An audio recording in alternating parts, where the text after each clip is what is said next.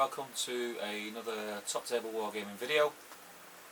This is just a video to let you know that the next project that I'm going to do, series of videos for you guys, is going to be Build With Me.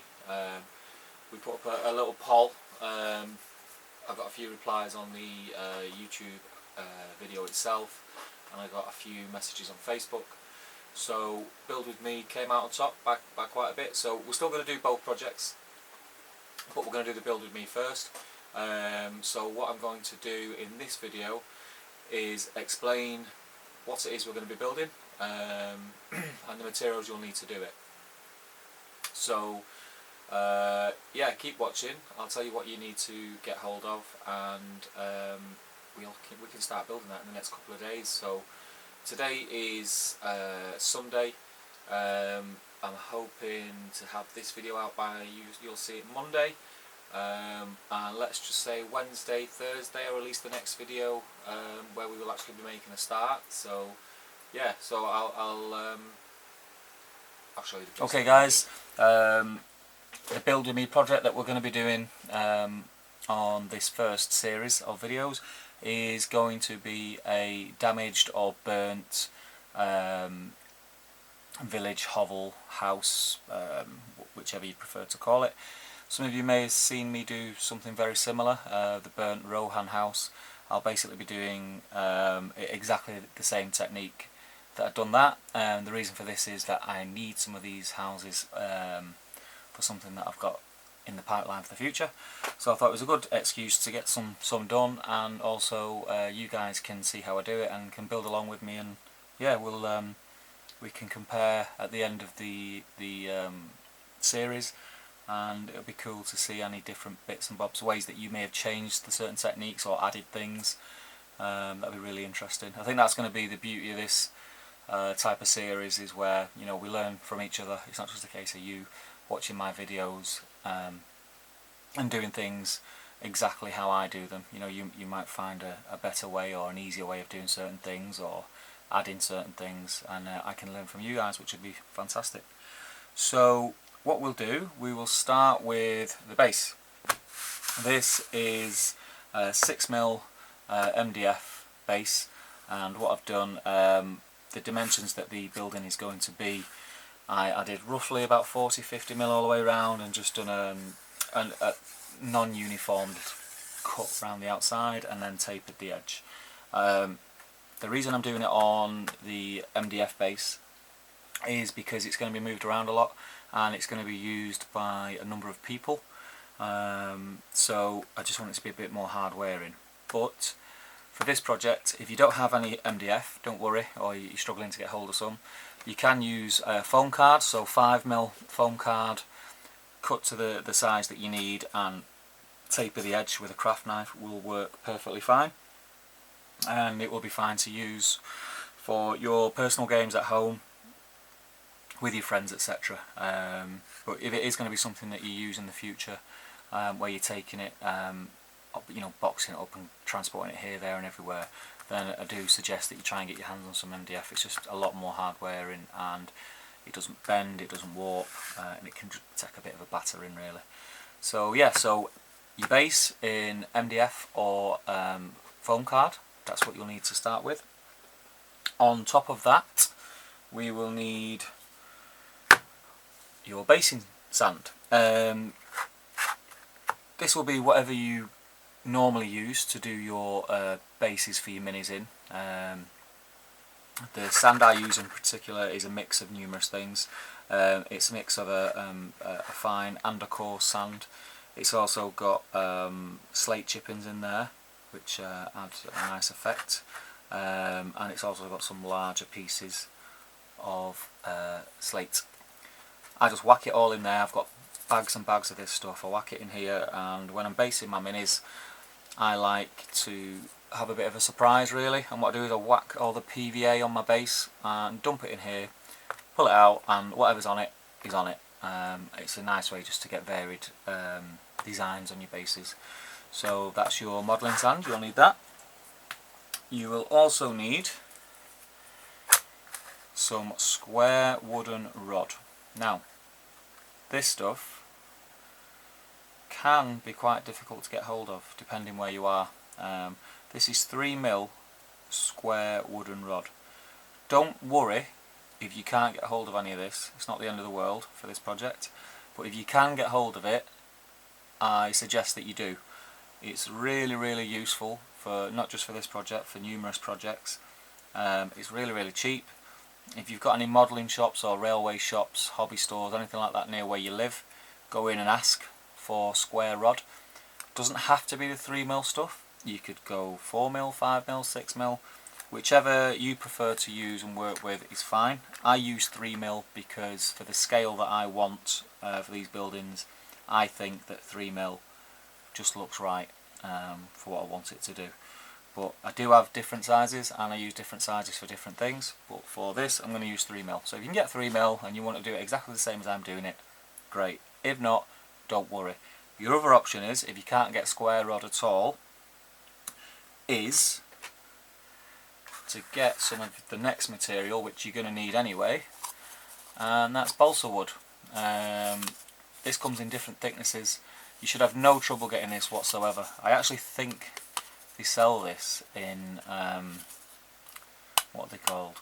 Like hobby crafts and your craft shops, stuff like that. You might get the square rod from there. I've never checked, but they might do it in places like that. But balsa wood, you'll need, if you're going to get it for this, this is 1mm balsa wood, 1mm balsa wood. If you're picking up for this project and you don't already have some, I do suggest that you pick up different sizes. Don't just get the 1mm, you can get it in 2mm, 3mm, 4mm up to 5. And like I say, if you can't get the square rod, get some 3mm balsa wood and cut it into strips, 3mm strips, and then you've got your square rod. The only difference is, this is a softwood, but it's more of, it's got more to it. It's more of like a pine type wood. It's a bit stronger and it will snap. Whereas balsa wood is very soft. You can actually like pinch it apart, and you know it's really soft. But yeah, so you can make your use balsa wood to get your 3mm square rod. So don't panic if you can't get hold of it. But yeah, like I say, I suggest you get 1mm, 2mm, 3mm. Get yourself a varied collection of balsa wood because it comes in handy. So that's that. So we have got our base, our sand, our rod and our balsa wood. On top of that, high density foam. This is 10mm blue HD foam. You can use the pink stuff if you wish. I always prefer the blue stuff. I always think it's got a bit more to it. I'm not sure. I think it's a bit more dense than the pink stuff. And 10mm can be quite difficult to get hold of. But don't worry about that. If you're struggling to get hold of 10mm, it's like I say, you know, if you can get your hands on the 25, and you can cut yourself some 10mm strips. For the use that we're going to be using it for, don't worry if you cut 10mm strips and it's not even, or it's wavy, or it's off, because it'll just add to the character of what it is that we're going to do, and you know, you'll get a more natural look. So don't worry about that, because we're going to texturize and weather what it is anyway. Basically, this is going to be used in the exact same way that I used it in the how to build a wall tutorial. So you know, if your lines aren't perfect and you know it's a bit thicker in places than other places, it's fine. It'll still work and it'll probably look better, to be honest. So yeah, so you'll need some foam. The next thing you'll need is for aesthetic purposes only, and that's some modelling flock. This is green. I've got various different colours, and for this project I'll be using the green and a few shades of brown, etc. If you've only got green, that's fine. Don't worry, but if you can get your hands on different colours, then it's always worth doing that. Just adds a bit of variety to not only your modelling projects, to your bases and stuff. And also, this is optional. I have these little leaves for basing, which you can get on eBay or like railway shops, stuff like that. And they look really cool, especially on this project in particular. So if you can get hold of some of them, use them. As far as materials go, that's all we'll need. I'm going to go into what you will need to actually do the project, the tools that you'll need. First and foremost, I think it goes without saying, you will need a craft knife. Most projects that you undertake will need a craft knife, so I'm not going to bore you with talk about craft knives and the different type of craft knives that you'll need. Get yourself a nice craft knife with a nice sharp blade. Always use a sharp blade on your projects because it's safer, believe it or not, because you'll get nice clean cuts and you won't be hacking at things and run the risk of jabbing yourself, or while you're trying to cut through something. So yep, a nice sharp hobby knife. On top of that, we will be using snips. We will be using a steel ruler. We will be using a paintbrush. An old household paintbrush is fine. This is a 3/4 inch paintbrush. I have different thicknesses. I'll probably use something bigger to do most of the painting with, but any paintbrush will do. A larger one. Fine detail and stuff you'll use like your smaller modelling paintbrushes on when it comes to the painting, but because it's a bigger project than say a mini, you don't want to be painting this thing with a fine detail brush because it'll take all week. So get yourself a paintbrush if you've not already got one, any DIY store, and they're very cheap. I think you can, that's probably about 50p. A marker pen, a Sharpie or something that you can mark out with, a pencil will even do the job, or a biro, that's fine. And different types of glue. I've got super glue, I've got my PVA bottle, that's my PVA mix. It's a little bit more runny than standard PVA straight out of the bottle. I think I spoke about that in another video about mixing your own PVA.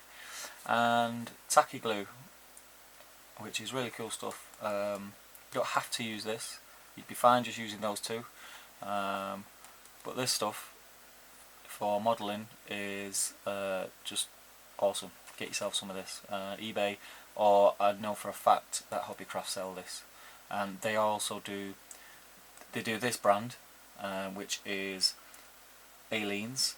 I think it's like an American brand, but they also do a version of this which is their own brand. So get yourself some of that, and that is pretty much that. There may be the odd other thing that I bring into the videos, but if I do and I've not mentioned it in this video, I will warn you, and it will be nothing that you won't be able to do the project without. That is pretty much everything that you will need for this project. Obviously you'll need like things for mixing your painting, so mixing pot, or an old plastic lid or something like that, anything that you can do. One other thing that we'll do, again, it's not needed, but if you've got some, get it in your project box. Lego, for reasons which we'll come to in the project. It's just for getting square edges and stuff like that on. It's just really handy basically. And that is that really.